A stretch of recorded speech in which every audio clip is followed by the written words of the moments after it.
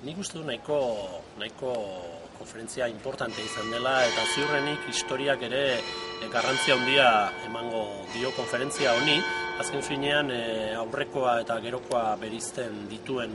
ekimen garrantzitsua izan delako. Nik uste dute alde batetik gatazkaren ezaugarritze politikoa nabarmendu da,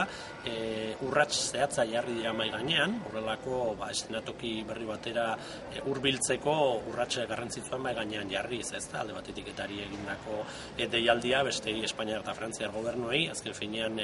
Euskal jendartearen protagonismoa eta eragile politikoen garrantzia, gauza guzti horien mahai gainean jarrita daude, beraz, gatazka politiko baten aurrean gaudela baieztatu da nazioarteko komunitatearen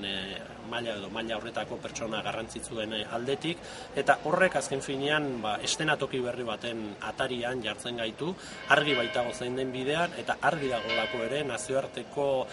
maila ezberdinetan babes handia izanen duela bertan eta Euskal Herritik bertatik egin behar den prozesu hau.